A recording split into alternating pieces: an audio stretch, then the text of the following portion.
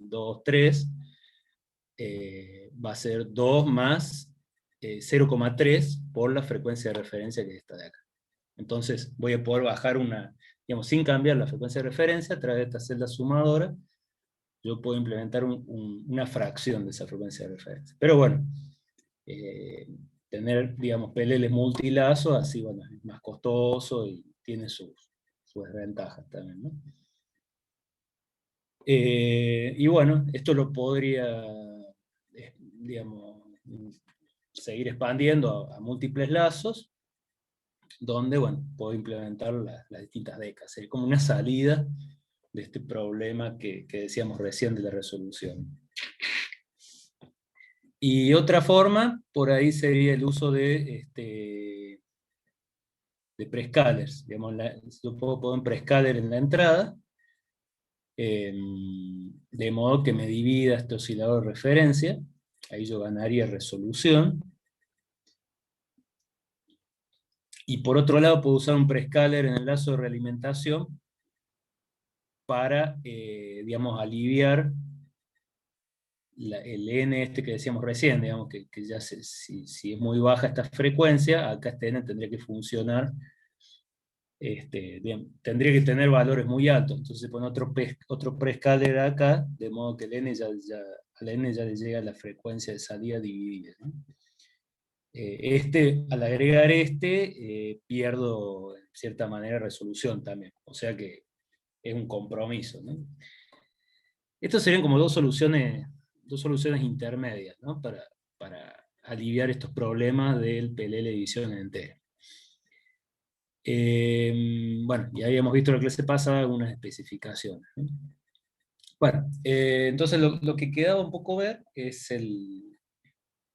la solución que surgió unos años después al problema del PLL de división entera, que es el PLL de división fraccional, que básicamente es buscar alguna manera de que ese n que está en el lazo de realimentación termina teniendo un valor fraccional, pero sin necesitar digamos, un hardware que divida por un número fraccional, que no se podría implementar de forma directa, ¿no?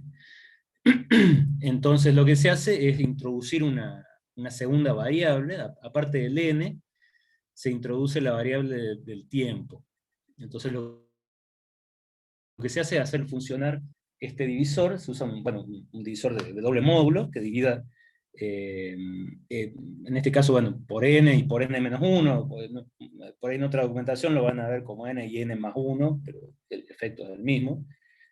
Entonces tengo ese divisor de doble módulo, y tengo un contador, lo que se llama un acumulador fraccional, que lo que va a hacer es, como decíamos, introducir la variable del tiempo. Entonces yo lo que voy a hacer es, dentro de un determinado tiempo, voy a repartir una fracción de ese tiempo para que el divisor esté, digamos, en esa fracción de tiempo el divisor va a estar en n, y en otra fracción va a estar en n menos 1. Y después voy a ver cuánto es la división promedio en todo ese tiempo.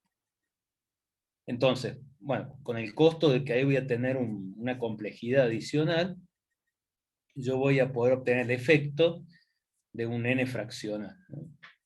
La versión que vemos acá es súper simplificada, como para ver en qué consiste, ¿no? Después la implementación de esto, como probablemente vean ahí en aplicada 3, es bastante más compleja de lo que vamos a ver acá.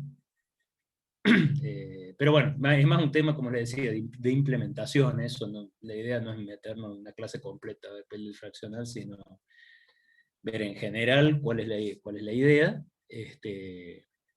y bueno, y algunas ventajas y desventajas que tienen hacer esto. Bueno, entonces acá tenemos un poco resumido lo que decíamos recién, que la división entera no puede a la vez tener un buen ancho de banda, o sea, un alcance de frecuencias altas bueno, y a la vez una buena resolución, porque está este compromiso entre la frecuencia de referencia, que puede ser muy chica, y el n, que tampoco puede ser muy grande. Bueno, que es un poco lo que está acá, ¿no? Entonces, básicamente vamos a hacer esto. Vamos a definir un nuevo divisor que le llamamos m en este caso, porque, como decía, no es que el n va a ser fraccional, sino que va a haber un divisor equivalente que va a funcionar como un divisor fraccional, pero no es físicamente un divisor fraccional. Como dice acá, digamos, la ecuación total del PLL fraccional va a ser la misma que el entera, nada más que en lugar de n va a estar este número promedio m. Entonces vamos a tener, en definitiva, que la frecuencia de salida va a ser m por la frecuencia de referencia. Por supuesto que acá ya vamos a ver, bueno, en este ejemplito que vemos en la materia, es súper simplificado, y la práctica, bueno, un poco más complejo, hay todo un mecanismo, porque digamos, si yo estuviera conmutando entre n y n-1 y manejara directamente con eso el VCO, bueno, digamos, se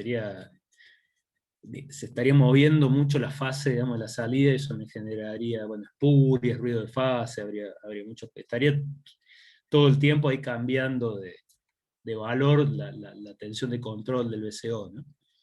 Entonces lo que se busca de una manera u otra, un mecanismo que, digamos, calcule el valor de M, pero controle el VCO con el resultado de ese cálculo, ¿no? Que no le mande directamente los valores de N y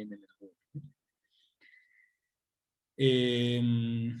Bueno, entonces en definitiva, ese divisor M, que es el resultado de un cálculo, no es un valor físico que yo implemente, va a ser el resultado de aplicar dos divisores enteros, n y n-1, durante dos periodos de tiempo correspondientes, t sub n y t sub n-1. Ese tiempo total que está acá en rojo se llama periodo base. Es una cantidad de ciclos del, digamos, ¿cómo se llama? De la frecuencia, esta de acá, del VCO, ¿no es cierto? Entonces, durante todo ese periodo base yo voy a elegir una cantidad de ciclos en que el divisor va a estar en n y otra cantidad que va a estar en n-1. Bueno, y lo que está acá abajo es lo que decíamos recién.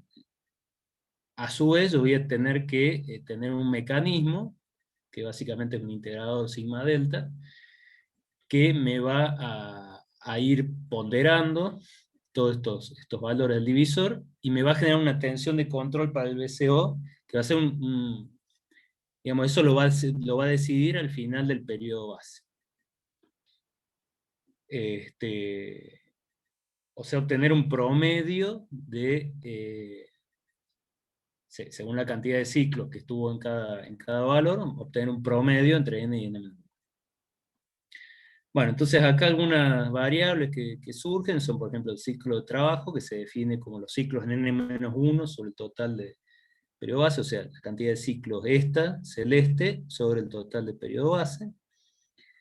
Y esto por ahí es lo más importante, el número m, que es el que me va a terminar multiplicando a la frecuencia de referencia, que es el número n por la cantidad de ciclos que está en n, más n-1, no sé, 20 y 19, por ejemplo, por la cantidad de ciclos que está en n-1, dividido por el total del periodo base. Entonces esto va a ser un promedio que creo que acá teníamos el... Básicamente, según la cantidad de ciclos que esté en cada cosa, va a tender más a n o a n-1. Uno si va a los extremos, por ejemplo, si estoy todo el tiempo en n, sería como si fuera un PLL de división entera.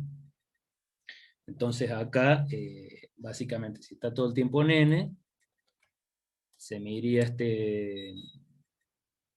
digamos, este factor. La cantidad de ciclos de n sería igual a la cantidad de ciclos del periodo base, y me quedaría m igual a n. Y lo mismo, bueno, o sea, si yo tuviera que esto llegue hasta allá, ¿no? Funciona como ¿cómo es? Un P de división entera con valor n. Después, bueno, yo empiezo poner más cantidad de ciclos el divisor en n-1, hasta el otro extremo, donde si todo esto está en n-1, básicamente se me va a ir esta parte, esto se iguala con esto, y me queda que m igual a n-1. Entre medio de esas dos cosas, de esos dos extremos, yo voy a tener una cantidad de valores que no van a ser ni n ni n-1, sino que va a ser, por ejemplo, si es 20 y 19, va a empezar a ser 19, algo.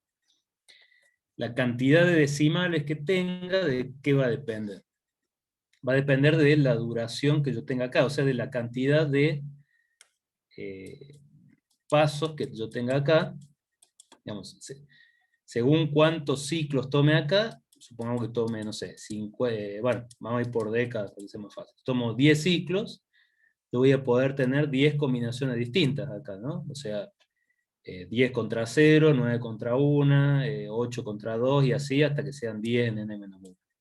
Entonces yo ahí tendría 10 posibilidades, y por lo tanto se traduce en 10, digamos, en un decimal por debajo de la década donde esté n y n-1. Por ejemplo, si n y n-1 son 19 y 20, yo voy a tener 19,1, 19,2, así hasta 20. Y si tomo, por ejemplo, acá 100 ciclos de clock de salida, bueno, por supuesto que voy a demorar más en definir cuánto es m. Digamos, yo, qué sé yo, acá en este momento, por ejemplo, todavía no sé cuánto es m, porque no sé si estos ciclos van a seguir estando en n o van a ser en n-1. Entonces tengo que esperar todo este periodo base. Ese es el costo, ¿no? Pero si yo lo hago más grande el periodo base, voy a tener que esperar más tiempo para definir el m, pero voy a tener más precisión. Si tengo 100 ciclos, por ejemplo, yo voy a poder tener una granularidad de 0,01. Una cosa importante es que ese 0,01 yo lo tengo que multiplicar por la década en que está n. Por ejemplo, si n, no sé, por decir una cosa, fuera 100 y 101, bueno, siempre tiene que estar por debajo de la década. Ya vamos a ver un ejemplito, un ejercicio para llevarlo más a la práctica.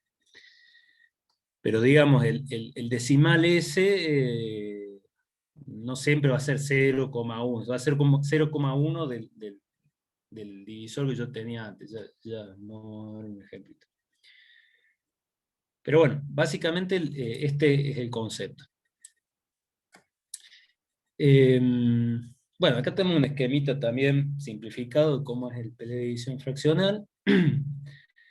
Tengo como antes, como en el entero, tengo un detector de fase, conformador y ganancia, el VCO, y el lazo de división. Bueno, acá está una de las diferencias, tengo un divisor, digamos, de doble módulo, y lo que se llama el acumulador fraccional, que es el que va a ir, digamos, va a llevar la cuenta de en qué momento yo tengo que decirle a este que conmute entre n y n-1, ¿no es cierto? Entonces a este básicamente yo le voy a configurar una cantidad de ciclos total que puede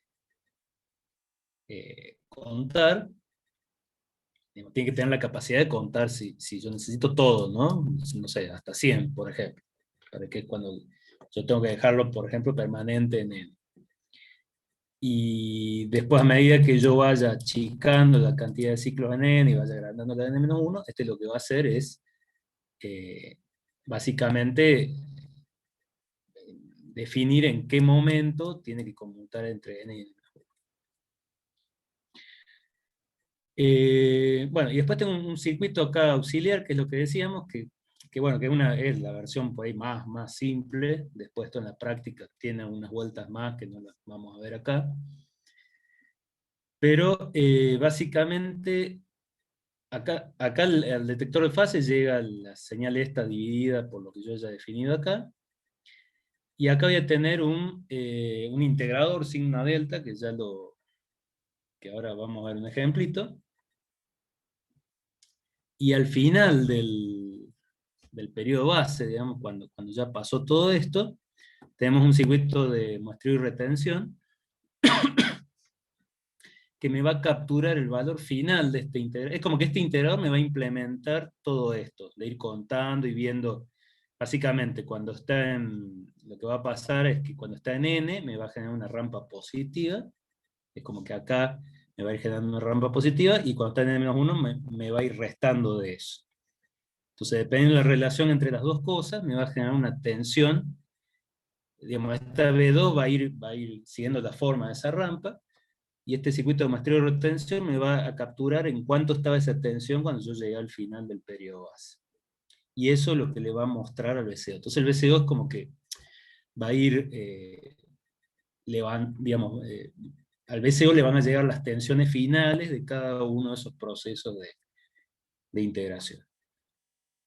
Y este compensador básicamente tiene la función de que al final de cada periodo base resetea, digamos, el integrador este a un valor, ¿cómo se llama? Un valor inicial, para que en el próximo ciclo arranque de cero, digamos, ¿no? Eso depende, ya los detalles de implementación, se arranca de cero, con valor negativo, pero vamos a asumir que arranca de cero. Y bueno, y lo que va a pasar acá es que si yo cambio, supongamos que acá va a haber toda una interfaz que cuando yo cambie el valor de frecuencia de salida que quiero, acá me va a modificar el valor al que tiene que llegar, digamos, donde tiene que cortar el acumulador, ¿no? Bueno, entonces acá vemos un ejemplito simple de cómo funcionaría esto. Tenemos básicamente B1, B2 y B3. B1 es el error del detector de fase, son estos escalones negros, donde vemos que, bueno, ahí va a haber una transición entre dos valores, y yo esto no lo podría mandar directamente al VCO porque estaría, digamos, la señal de salida sería muy mala, estaría conmutando todo el tiempo entre dos valores. Entonces, ahí cuando agrego el integrador esto es básicamente, se implementa hoy en día todo de forma digital, ¿no? Acá tengo el integrador que me genera tensión B2, y la tensión B3, que vemos acá en verde abajo, vemos que captura solamente los valores finales. Entonces, bueno, y acá tenemos el pulso para el circuito de muestreo y retención, que me genera estos valores que están en círculo, que es una captura del valor final después de cada periodo base, ¿no? Y acá, cada uno de estos sería el periodo base. Entonces acá vemos un ejemplito donde, por ejemplo, nosotros seteamos un valor M1 de división fraccional. Digamos, esto arranca de cero, ¿no? Entonces tengo una tensión de control VCO de cero. Entonces seteamos un valor M1 que genera, digamos, tengo un tiempo en n así y un tiempo en n-1 así.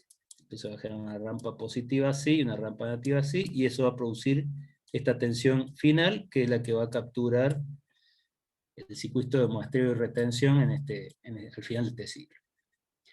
Pues supongamos que en el ciclo siguiente yo no cambio el valor M1, que digamos, quiero que genere la misma frecuencia de salida. Bueno, el compensador que está acá me va a llevar a cero la salida de la B2, y se va a volver a producir la misma rampa positiva y negativa, y me va a seguir generando el mismo valor. Fíjense que durante este periodo yo no puedo tener valores, digamos, cambiar el valor acá, porque es como que se está generando la nueva tensión de control. Bueno, entonces supongamos que en este momento, y bueno, si lo cambio durante este tiempo, se vería reflejado recién en el próximo ciclo, porque, digamos, acá yo me voy digamos, como que voy a capturar el nuevo valor de M2, ¿no? Entonces supongamos que ahora el M2, o la frecuencia de salida, yo quiero que sea mayor. Entonces, en definitiva, lo que va a pasar es que voy a tener que estar más ciclos en n y menos ciclos en n-1. Para que el número que yo calculo acá me dé mayor. Entonces, ¿qué va a pasar? Bueno, voy a tener mayor tiempo de integración positiva y menor tiempo negativa, y lo que va a pasar es que la tensión final, con respecto a la anterior, va a ser mayor. Entonces, al final de este ciclo, el circuito de muestreo y retención va a levantar un valor mayor. Y el VCO me va a generar una frecuencia mayor, en definitiva. Ahora, supongamos que durante este ciclo tampoco lo cambio, bueno, se va a volver a, digamos, ¿cómo se llama? El compensador me va a llevar a cero, se va a volver a repetir la forma esta, y me va a generar la misma tensión. Y ahora, finalmente, en un tercer ciclo, si yo quiero, supongamos, bajar de vuelta el valor de frecuencia, bueno, eso ya tiene que estar definido acá. Digamos, cuando llega al final de esto, esto yo ya lo cambié, ¿no? Se lo puedo haber cambiado, digamos, en cualquier momento de esto, ¿no? Entonces acá va a arrancar y va a integrar, digamos, el tiempo en que va a estar en n, va a ser menor, y en n-1 va a ser mayor. Entonces, en definitiva, lo que va a pasar es que el valor final de tensión que va a generar va a ser menor a este, bueno, y en este caso menor a este también, ¿no? Entonces me generaría que el circuito de muestreo y retención me produzca un valor menor. Entonces, ¿cuál va a ser la tensión que va a llegar al VCO? Bueno, después de esto, el conformador y qué sé yo, la tensión esta que está en verde, la V3. Entonces el VCO va a recibir valores estables de tensión, que se van a ir actualizando a pasos iguales al periodo base. Entonces, bueno, ese es un poco el costo que pago por hacer esto, que es que yo no puedo hacer una actualización tan rápida del VCO como hacía en el de división entera, ¿no? Pero ¿cuál es la ventaja? Bueno, que estoy teniendo un paso mejor que el de división entera sin tener que recurrir a todos los lazos múltiples, esto, ¿no?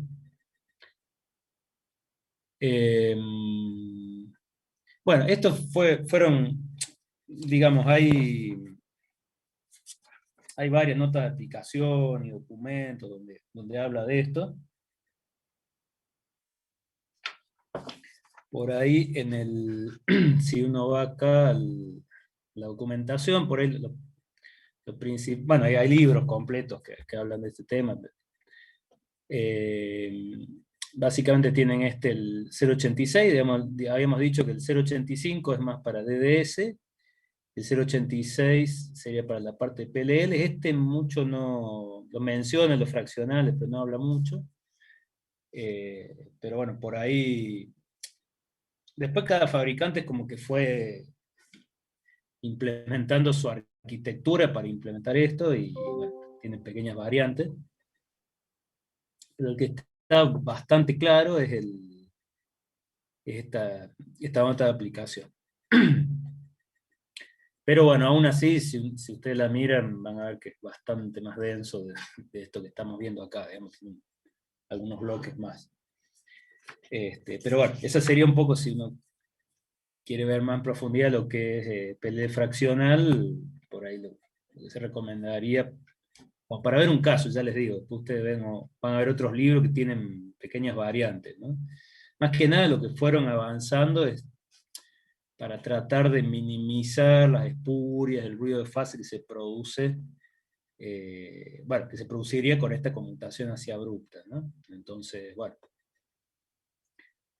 una forma sería hacerlo así, y bueno, hay formas mucho más avanzadas inclusive de reducir este tiempo. Entonces, bueno, ahí arma un bloque bastante más complejo, que permiten, digamos, tener esta ventaja que dijimos, no tener que hacer multilazo, y a su vez lograr digamos, una buena calidad del espectro de salida, ¿no? Y buena, digamos, una mejor velocidad de conmutación, ¿no?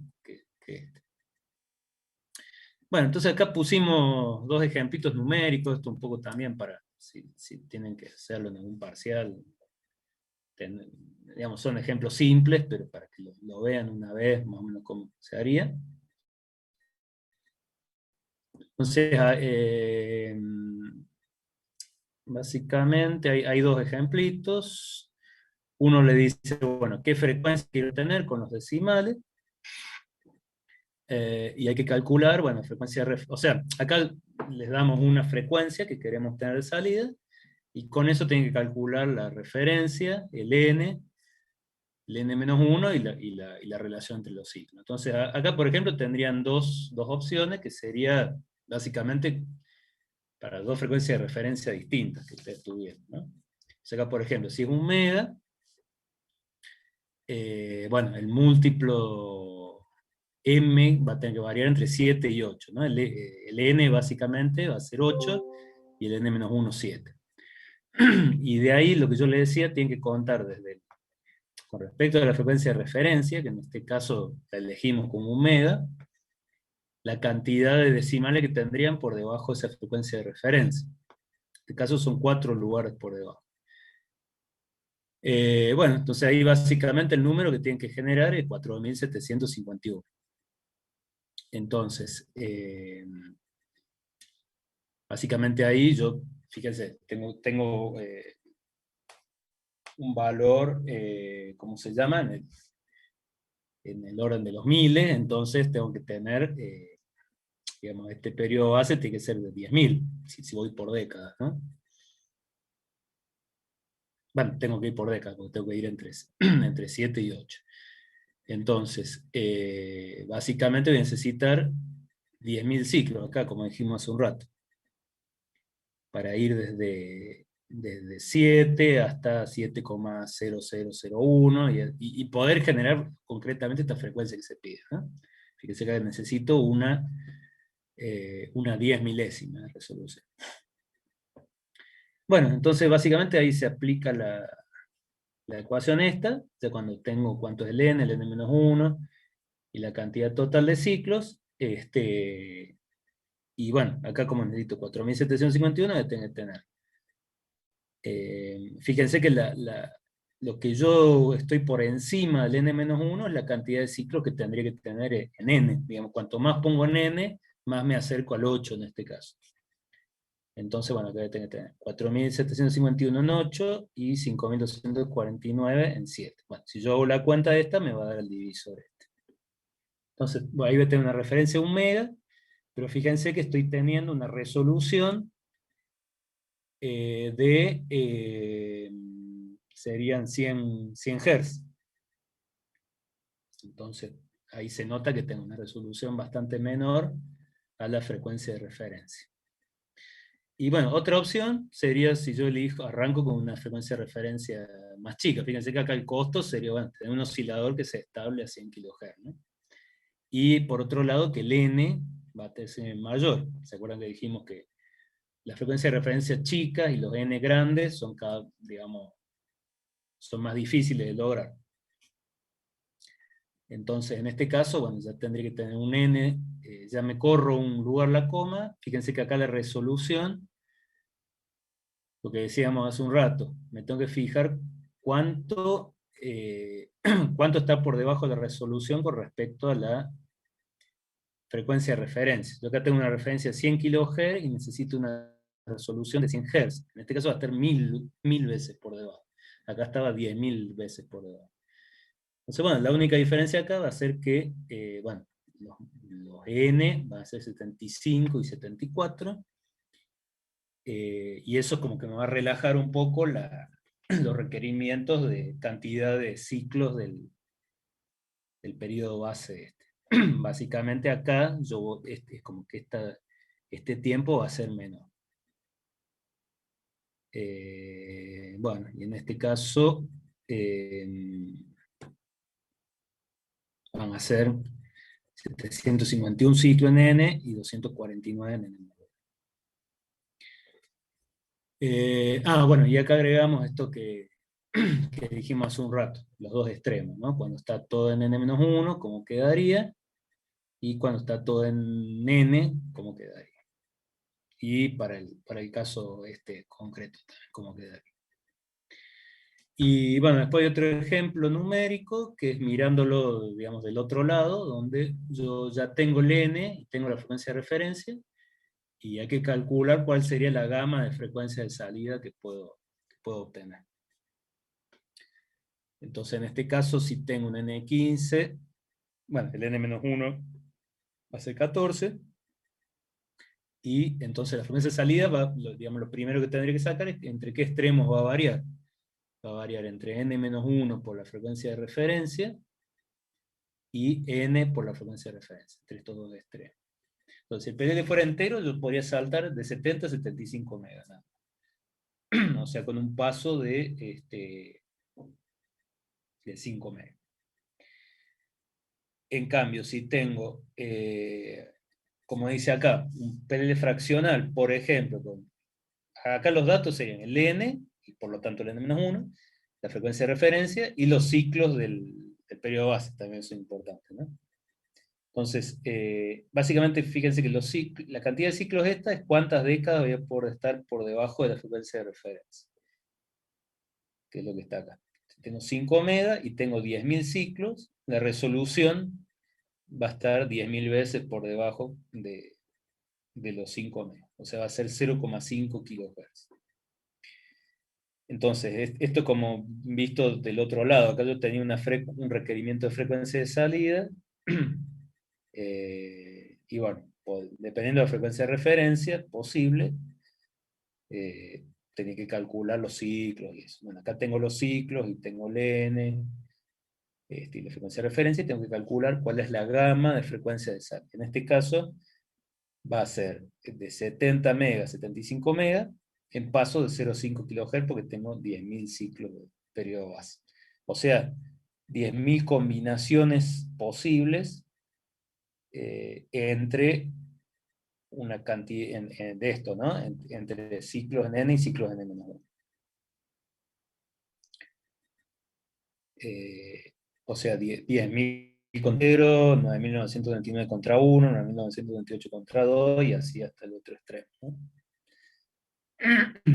Bueno, entonces como dijimos, el PLL fraccional tiene la ventaja de tener un mejor paso sin tener que bajar tanto la frecuencia de referencia, ni tener que hacer múltiples lazos, pero por ahí el costo que tiene, bueno, un poco más de complejidad, que eso, bueno, hoy en día está bastante resuelto. Y bueno, un poco, digamos, el costo también que tiene es la velocidad de conmutación, que también, digamos, buscándole, digamos, con distintas técnicas esto se puede mejorar.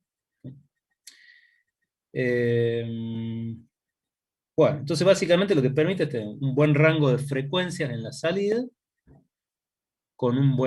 y a la vez un buen paso de frecuencia, y muy buena resolución.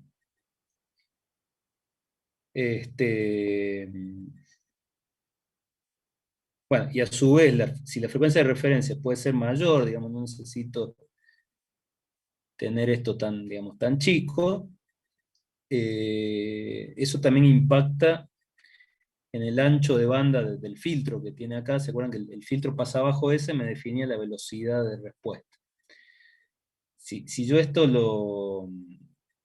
básicamente son frecuencias muy bajas, eso va a impactar en que ese filtro va a tener que ser bastante angosto. Entonces esto también, por más que sea de división entera, sería bastante lento.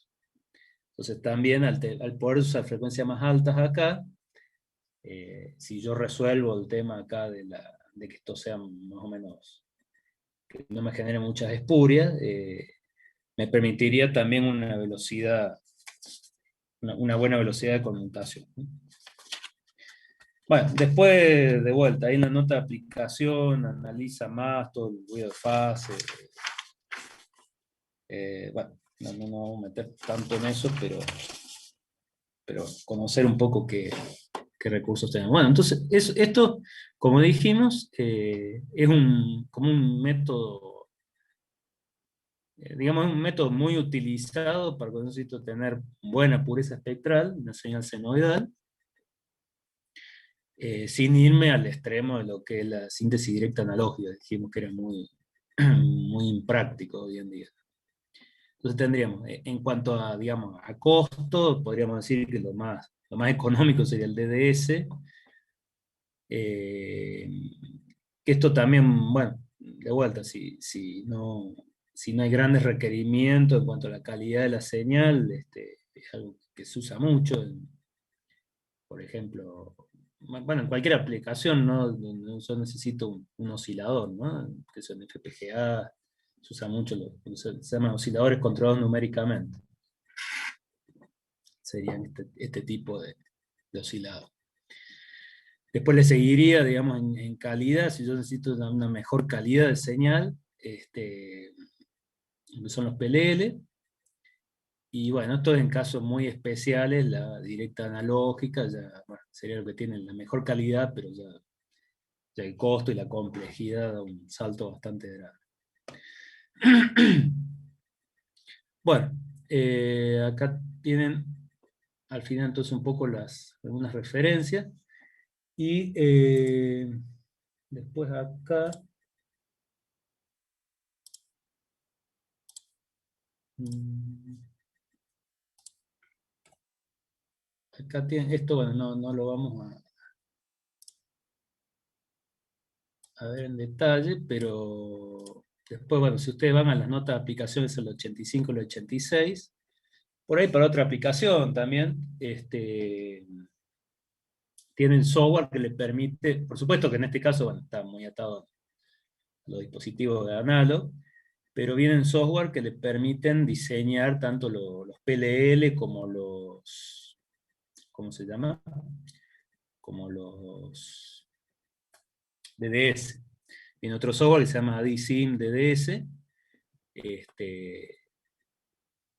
que, bueno, por ejemplo, en el caso de los PLL, bueno, les permite, según el rango de frecuencia que necesite, calcular todas las características de los bloques, básicamente como, estos, digamos, son circuitos integrados generalmente.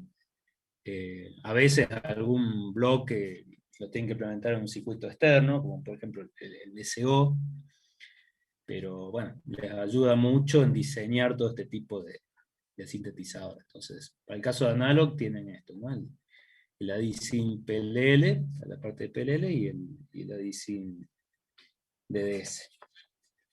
Eso, bueno, en algún momento, bueno, no sé si esto ya lo estarán utilizando por ahí en otra materia, pero la idea es en algún momento generar un pequeño práctico con alguno de estos diseños. Tanto con esto como con lo que vimos en la clase pasada.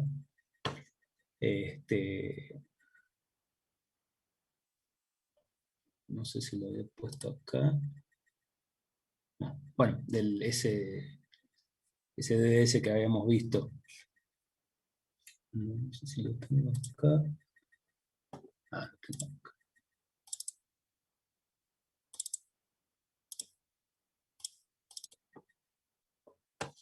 La de 9850, que este es bastante.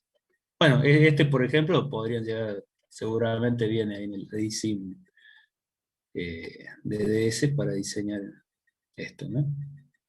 Y después, bueno, vienen placas bastante accesibles de evaluación, entonces está, digamos, lindo como para llevar un poco la práctica esto que estábamos viendo. Y bueno, para el caso del PLL vienen también algunos integrados, vienen unos de la empresa Scilabs, pero eso es, bueno, siempre es importante fijarse por ahí, por ejemplo, en el caso de los PLL, tienen muchos que están hechos como generadores de clock, digamos, es un PLL, pero lo que generan no es una señal senoidal, ¿no? Que es el caso, por ejemplo, de estos, de los chips estos de Scilab, que se usan muchísimo para, si uno tiene que tener muchos clocks distintos en una placa digital, por ejemplo, bueno, son integrados que son en el fondo PLLs, pero que generan una señal de clock, ¿no? Digamos, con una referencia bien estable, es una arquitectura similar, nada más que en vez, es un poco más simple porque no tienen que tener el VCO, generalmente el VCO, bueno, hasta lo que yo sé, se solía implementar con un VCO externo, ¿no? Que viene digamos, que me genere un circuito analógico, entonces con eso entran con una tensión, que es como que de cierta forma esto lo implementaban en un integrado aparte y toda la parte de control iba en otro, en otro integrado. Pero bueno, eso va cambiando, ¿no? Así que bueno, la idea es en el futuro por ahí generar ya algún pequeño práctico con esto también. Bueno, bueno, eso sería entonces respecto a lo que es eh, sintetizadores de frecuencia. Entonces, hoy siguiendo un poco con lo que tenemos que ver.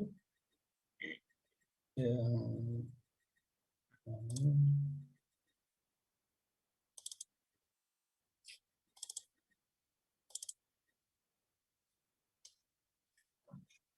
Vamos a pasar a lo que es analizador lógico. Esta es una unidad relativamente un poco más corta, y después ya queda contadores, y bueno, esto que dijimos que, bueno, que es raro por ahí que lo lleguemos a dar, y tampoco es algo que podamos cubrir bien así en poco tiempo, así que bueno, generalmente tratamos de llegar más que nada hasta contadores. De analizador lógico también hay un práctico, tenemos bastante. Digamos, si bien no es un instrumento así súper complejo, qué sé yo, como el VNA, ese tipo de instrumentos, pero bueno, hoy en día es bastante útil porque, digamos, porque bueno, hay muchas implementaciones que hay que medirlas con esto, y si no es muy difícil detectar dónde está el problema, ¿no? Y bueno, un poco la unidad esta, digamos, contempla por un lado un poco el diagrama en bloques, que es un diagrama en bloques general, porque de vuelta, hoy en día hay muchas implementaciones de esto, que ya van a ver, algunas se hacen, sobre todo las que necesitan mucha velocidad de captura, se implementan mayormente en hardware. Eh, yo necesito guardar una cantidad de estados lógicos en una memoria a alta velocidad, entonces bueno, se hace en hardware y después se descarga en la computadora para analizarla. Pero por ahí hay muchos instrumentos últimamente así de bajo costo que directamente, bueno, teniendo bases de mayor velocidad también, no sé, como USB 2.0, 3.0, ya no es como antes que era muy lenta esa transferencia. Entonces directamente les usa la memoria de la computadora. Entonces nosotros vamos a ver una arquitectura más, digamos, como de un instrumento autónomo, digamos, que no dependa tanto de la PC, pero hoy en día ya vienen muchas combinaciones que se salen un poquito de este esquema, ¿no? Pero los bloques básicos, más, implementados de un lado o del otro, se mantienen. Bueno, el analizador lógico, por ahí lo ven como analizador de estados lógicos. Nosotros pusimos un nombre así general porque en realidad el analizador lógico puede ser, se puede usar como analizador de estados o analizador de tiempos. Entonces, bueno, para no crear confusión. Básicamente surge eh, a partir de los circuitos digitales que van surgiendo, que bueno, primero por ahí aparecieron más los de tipo combinacional, donde digamos, el estado actual de este tipo de circuitos depende solamente de las entradas actuales. Entonces, bueno, en ese caso, qué sé yo, uno podría medir con un osciloscopio primero, después se puede utilizar también lo que son las ondas lógicas, pero que son cosas que en general, bueno, yo le voy a aplicar una determinada entrada, voy a medir cómo es la salida, no es algo que requiera gran velocidad de medición, digamos, algo que yo lo puedo manejar bastante bien, son pocas líneas. Entonces, para el tipo de circuitos lógicos combinacionales, por ahí no es imprescindible este instrumento. Y después la otra clasificación de circuitos lógicos serían los secuenciales. donde tengo ya el concepto de lo que es una máquina de estado, ¿no? Que me va definiendo entre qué estados va evolucionando ese circuito. Dentro de secuencia tenemos los asíncronos, donde el estado actual del circuito, digamos, en los secuenciales ya está el concepto de memoria, ¿no? Ya tengo registros que pueden variar en forma asíncrona, donde básicamente el estado actual depende del estado anterior y las entradas que yo aplique. Digamos, el circuito está en un determinado estado, según las entradas que yo le aplico, va a evolucionar a algún otro estado. Entonces, bueno, como las entradas también yo las podría manejar, no tengo tampoco tan altas velocidades, aún se pueden usar sondas. Por ahí el problema empieza a estar un poco más en el ancho, los bases, las ondas lógicas eh, generalmente eran, bueno, una o unas pocas líneas lógicas, pero bueno, me podría llegar a servir ya más el analizador lógico. Finalmente están los circuitos lógicos secuenciales y síncronos, donde básicamente ahí lo que cambia es que la evolución de la máquina de estado se va a producir, o los cambios de estado se van a producir en flancos de un clock. Entonces, ahí ya puedo tener velocidades de conmutación muy alta y a la vez, bueno, se empiezan a utilizar bases de datos que también pueden cambiar a mucha velocidad, tengo muchas líneas de datos, entonces ahí es donde realmente surgió la necesidad de contar con analizador lógico. El analizador lógico lo que me permite también es ya no analizar de a una línea lógica, sino interpretar, qué sé yo, un bus de 32 bits como una sola cosa. Entonces yo ya puedo hacer un análisis viendo el valor en hexa que tiene, o relacionarlo con otros bases. Y bueno, ya como vamos a ver, el analizador lógico tiene modos de disparo también, que me permiten filtrar un poco toda la información que va pasando por ahí y quedarme con la zona donde puedo estar teniendo un problema y que me interesa, ¿no? Para eso también el analizador lógico va a tener una memoria interna, donde, porque digamos yo no lo voy a poder seguir visualmente a eso, entonces tengo una memoria interna donde se captura todo, filtrado por la configuración que yo lo hice en el modo de disparo. Entonces, como que me va a sacar una foto de la zona de tiempo donde a mí me interesa, a alta velocidad, y yo después la puedo ver, digamos, offline, así, ampliarlo, bueno, analizar dónde puede estar el problema y decidir si tengo que capturarlo de otra manera, ¿no? Bueno, entonces básicamente, para este tipo de circuito que es imprescindible, y el analizador lógico, debido a que me puede interpretar así, bases completos digamos, como subir un poco en abstracción con respecto a las líneas físicas, me va a servir también para debuguear no solo problemas de hardware, sino problemas también a nivel de software. Bueno, esto es un repasito breve de cómo eran estas ondas lógicas. Yo la verdad que no las he utilizado demasiado, pero básicamente eran me permitían medir una línea lógica, me decía en qué estado estaba, y yo podía configurar distintas cosas, como cuál es la tecnología. En algunas, bueno, yo podía ajustar, digamos, cuáles son los valores de umbral para que me indicara si estaba en alto o en bajo, pero bueno, en general era bastante limitado, y ¿cómo se llama? Bueno, era más que nada para circuitos combinacionales o secuenciales así. Eh, bueno, y el problema, como vemos acá, surge cuando yo tengo ya muchas líneas y variando a mucha velocidad, ¿no? Que ya, por un lado, tendré que tener muchas puntas lógicas, y por otro lado, no puedo seguir ya visualmente esto.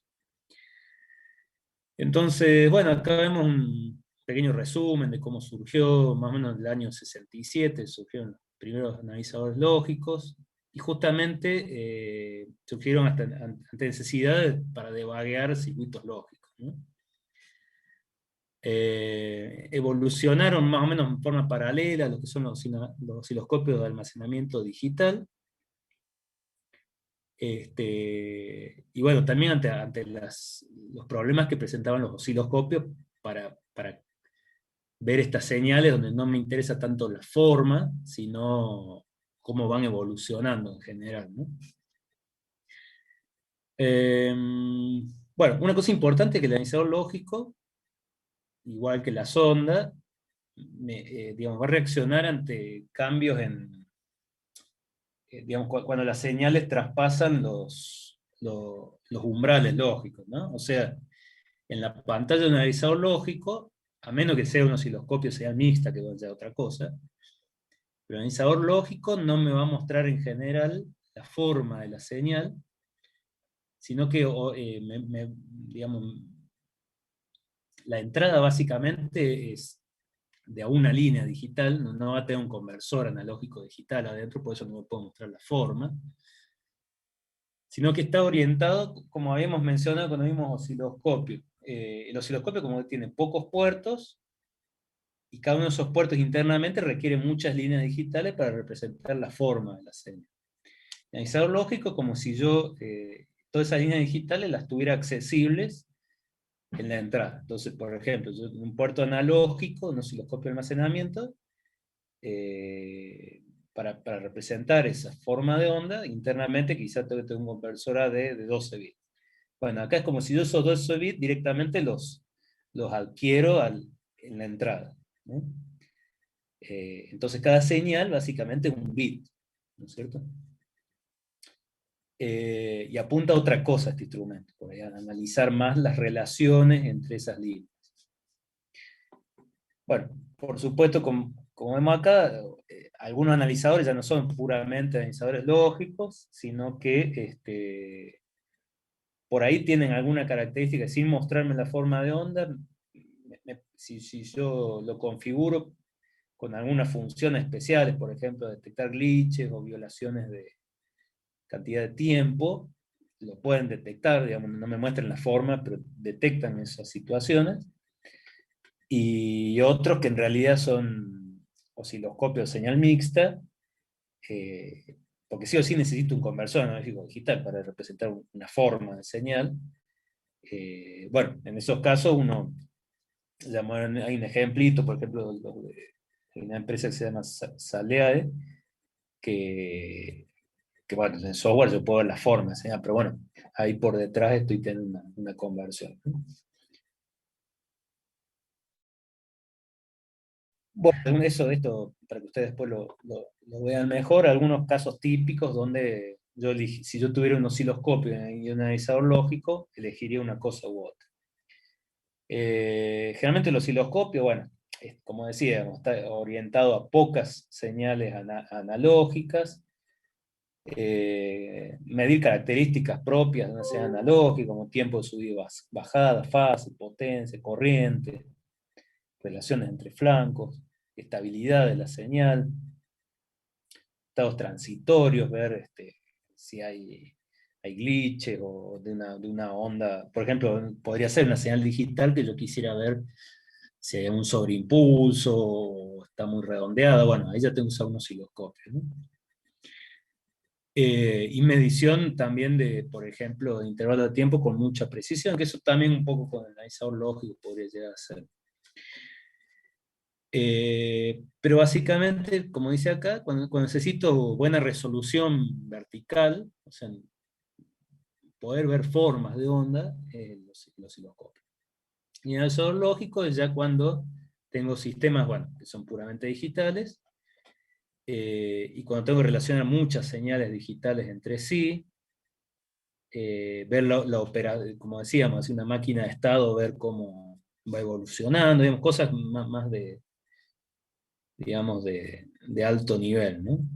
También se puede analizar cosas de bajo nivel, pero siempre desde el punto de vista digital, ¿no? Y muchas líneas. Está orientado a capturar ya vamos a ver, una gran cantidad de líneas digitales. Bueno, esta es un poco la evolución, como para tener un pantallazo. Por ahí este es uno de los primeros, el HP 5000A, donde vemos que acá básicamente teníamos dos líneas y podíamos definir. Este por ahí apuntaba no tanto a la cantidad de líneas, sino a poder seguir señales que varían muy rápidamente. Entonces, básicamente acá a través de LEDs me iba mostrando si la señal estaba en alto o en bajo, y bueno, la ventaja estaba en la velocidad de captura acá, ¿no? Después ya teníamos otros que ya me permitían ver más cantidad de líneas. Y hoy en día por ahí se, se dividen más entre lo que son los digamos, analizadores lógicos más de banco, que son este tipo de instrumentos más voluminosos. Y hay una gran cantidad de analizadores lógicos de más bajo costo que se usan directamente con la PC. Bueno, acá vemos otros de los 80, los 90. Vemos que ya que aparecen, digamos, puertos con gran cantidad de líneas, sobre todo, ¿no? Eso lo que caracteriza más que nada. Entonces, bueno, acá tenemos dos ejemplos de analizadores lógicos más de banco y algunos más de bajo costo. Entonces, como para ver algunas especificaciones. En este, por ejemplo, tenemos, no sé, hasta 340 canales lógicos.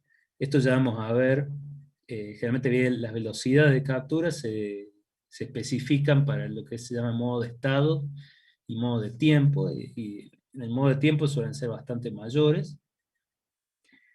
Eh, y en este caso, bueno, según el modelo, tenemos de 34 hasta 136 canales. También otra cosa importante es la profundidad de memoria. Acá tenemos, por ejemplo, 128 kilobits. Esta memoria, en general, sobre todo si es una memoria interna del instrumento, es relativamente acotada con respecto a la memoria de una PC, porque es una memoria de mucha mayor velocidad. Bueno, las tasas de clock. Bueno, y en este, por ejemplo, tienen distintas profundidades de memoria. O sea que básicamente es la tasa de captura, en modo tiempo y modo de estado, la cantidad de canales y la profundidad de memoria, por ahí la cosa más importante. Bueno, después tenemos otros modelos acá, como para tener una idea. Y acá tenemos los de más bajo costo.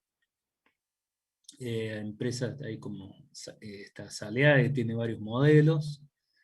Eh, la empresa está Logic Port, también, esta no me acuerdo si tiene este modelo solo, o tiene alguno más. Y después hay otras placas, como por ejemplo la Red Pitaya, esta sirve para otras cosas, también tiene para osciloscópicos, generador de señales, pero también incluye, digamos, todas estas plaquitas suelen incluir analizador lógico. Este Salea, bueno, por lo menos el modelo que habíamos estado viendo el año pasado, usa principalmente la memoria de la máquina. Van a ver, creo que este, por ejemplo, por lo menos los modelos más básicos, este suele ser más caro que este. Y es principalmente porque este tiene memoria interna, ¿no? Entonces, bueno, eso a veces hace una diferencia de precio importante. Si tiene memoria interna, que generalmente le da más velocidad o no. Y otro caso bastante interesante, que, digamos, que son en el fondo analizadores lógicos, son las herramientas que brindan los fabricantes de FPGA.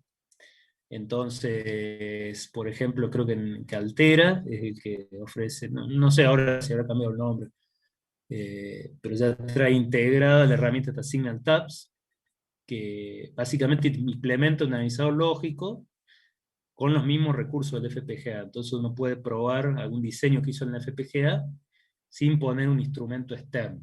Inclusive externamente sería mucho más difícil acceder a los bases internos del FPGA. Entonces, estas herramientas usan memoria y lógica del FPGA, un pedazo de los recursos lógicos, para implementar un analizador lógico que está corriendo dentro del mismo FPGA. Y este creo que es para el caso de Xilinx Chips Code. Bueno, entonces acá vemos un ejemplo para este Logic Port. Por ejemplo, acá tenemos 34 canales. Eh, la tasa de muestreo para el modo de tiempo, hasta 500 megas. Para el modo de muestras, de modo de estado, perdón, hasta 200 megas. Fíjense acá ya les dice que el modo de tiempo, que ya lo vamos a ver, usa un clock interno. El modo de estado usa un clock que viene del circuito que yo voy a medir. El buffer, que de 2048 muestras de 34 bits de ancho cada una. Después eso, depende del modelo, por ahí lo puedo configurar en distintos anchos y aprovechar más profundidad o no, bueno, directamente. Este creo que es fijo, 34, por más que usen menos. Se mantienen las 2048 muestras.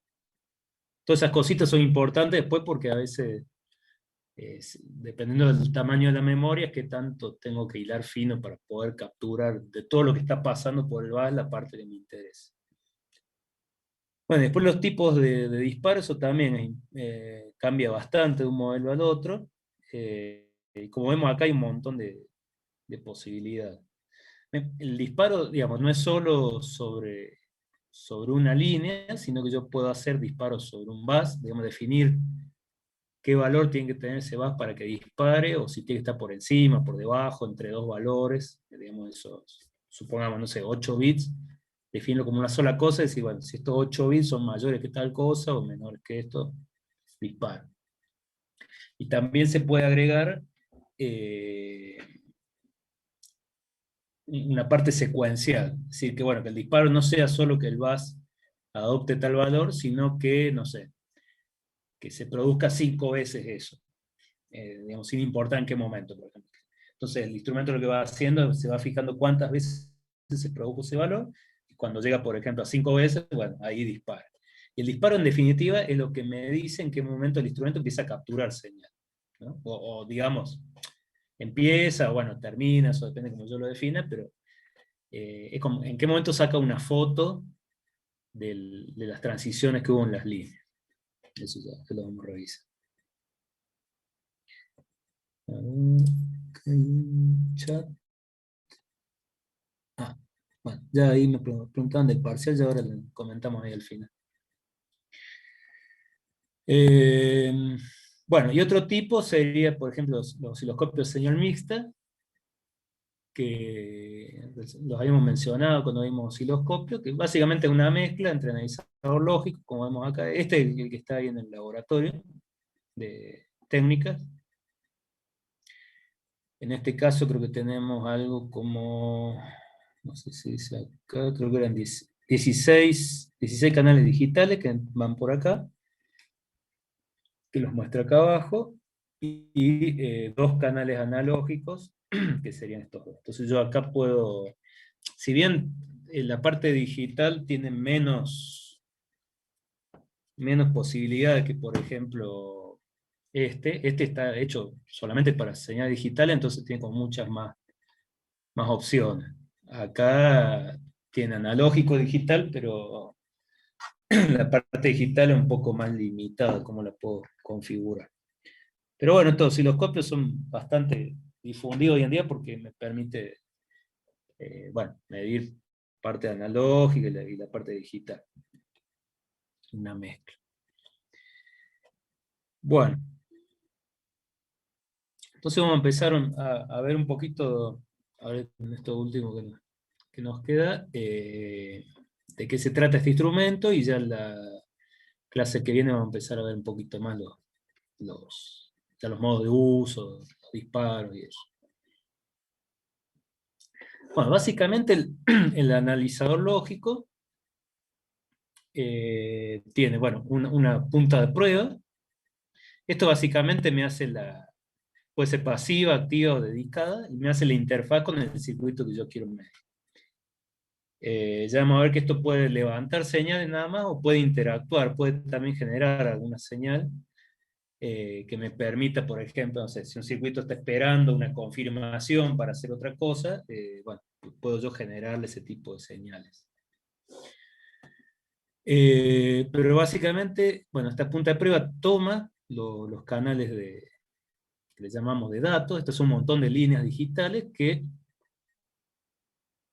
pues dentro del instrumento yo las voy a interpretar como un bajo, digamos, las voy a agrupar. Y después tenemos dos entradas que son lo que se llama el calificador de clock, que eso, si uno va a este tipo de instrumento, por ahí cambia el nombre, pero digamos, se mantiene esta arquitectura. Un calificador de clock y una señal de clock externa. Esta la voy a usar como para lo que se llama el modo de estado. Entonces, todo lo que es modo de estados va a utilizar esto, ¿no? Ven que acá tengo lo que se llama modo de estado. Básicamente con el calificador de clock me va a funcionar como una máscara del clock. Es para filtrar un poco qué ciclos de clock me interesa. Bueno, entonces, eh, esto va a pasar todo por esta punta de prueba. Y acá vamos a tener un latch que me va a ir capturando todas las señales de entrada, pero todavía no se van a guardar en memoria. Ahí va a haber una etapa intermedia, que es donde actúa el disparo. Digamos, de todas las señales que vayan entrando acá, una parte se va a derivar acá, y este bloque, según como yo configure el disparo, me va a ir comparando, que es lo que está acá, me va a ir comparando el dato que entra con lo que yo definí para que dispare, y bueno, cuando se cumplen las condiciones en esos datos, ahí le va a decir a la memoria que guarde eso. O sea que esta memoria en definitiva no... eh, bueno, depende del modo, ¿no? Yo podría dejar lo que escriba todo el tiempo y que frene para alguna situación, pero digamos, el control de cuándo escribe y no esta memoria va a estar dado por este bloque. Y esto es un poco lo que decíamos recién. Estamos viendo como un instrumento que tiene memoria interna, y después, bueno, pasa por acá, si un instrumento de banco, cuando esto se cumplió, digamos, esto es independiente, es algo de alta velocidad, y cuando esto ya se cumplió, acá lo va a descargar al display. En instrumentos por ahí actuales, a veces también esta memoria está del lado de la PC, si se conecta a una computadora.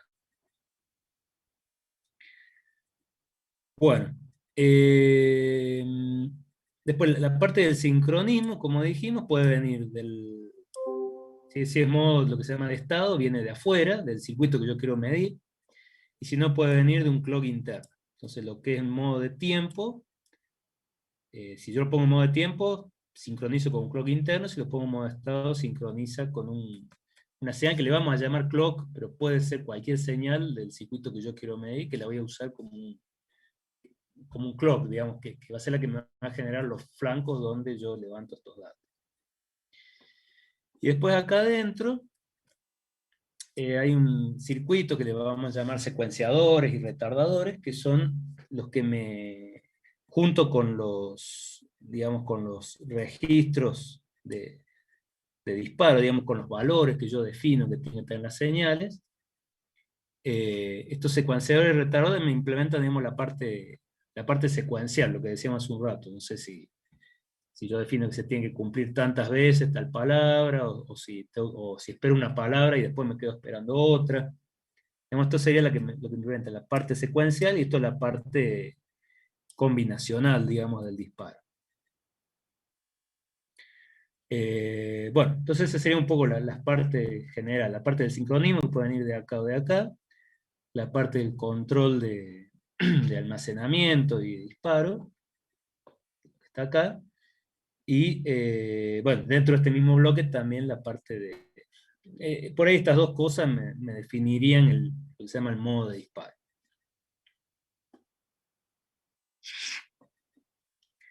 Bueno, entonces para cerrar un poquito esta parte, ya la clase que viene vamos a arrancar más. Sí, ya vamos a ver todo lo que son los modos de disparo. O sea, por empezar, los dos usos, que son temporal análisis temporal y análisis de estado, depende de dónde venga el sincronismo, y después los modos de disparo. Pero vamos a empezar diciendo que básicamente hay distintas formas, digamos, de todo lo que entra acá para ir filtrando qué me interesa. Entonces, por ahí lo más básico sería lo que es el calificador, digamos, ahí aplico como una máscara clock externo. Esa sería una parte, una forma gruesa, digamos, de filtrar los datos que yo voy a tomar.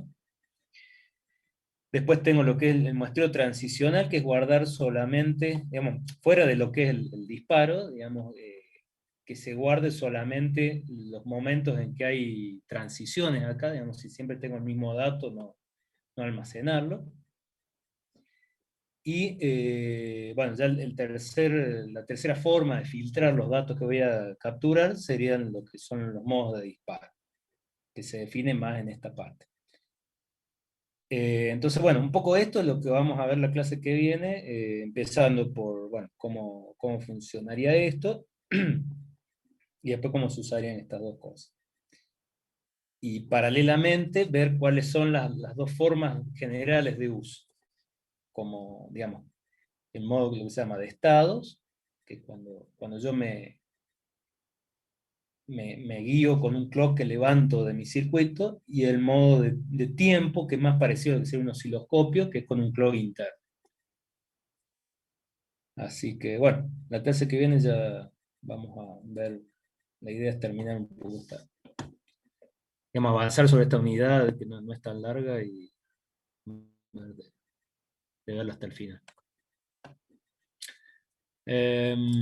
Bueno, acá me consultaban del parcial, bueno, ya, bueno, lo vamos a ir repitiendo en las clases y ya después voy a ver si lo puedo fijar ahí en la aula virtual, pero sería el 1 de noviembre, digamos, lunes. Si uno va al calendario ahí, la idea es que tiene que quedar eh, con la última semana de clase, el recuperatorio. La semana anterior tiene que quedar libre para devolver las notas parcial y consulta, y la semana anterior sería el parcial. O sea que tiene que contar la penúltima semana, que según mi semana pasada sería el lunes 1 de noviembre. Así que ahí sería el segundo parcial. Cualquier cosa, bueno, lo vamos Sí, hablando, digamos, profe, si hay que hacer un cambio. Pero... ya, Sí. ya reservó cierre el 1 de noviembre. Ah, para control. Sí. Bueno, No sé si podrá ser eh, el 2 de última. sí, le O- pregunto a Denis, si no tiene el drama, lo pasamos el no 2. sé, digo yo, para no pisarse el mismo Ah, sí, día. si tienen el mismo día, me parece que no tiene sentido. Bueno, le pregunto a Denis, pues no sé qué tendrá planeado, pero la idea es que sea en esa semana. Así que, bueno, ya le pregunto a Denis y lo definimos bien. Perfecto. Gracias ahí por la información, así ya lo vamos acomodando bien. Bueno, no sé si hay alguna otra consulta.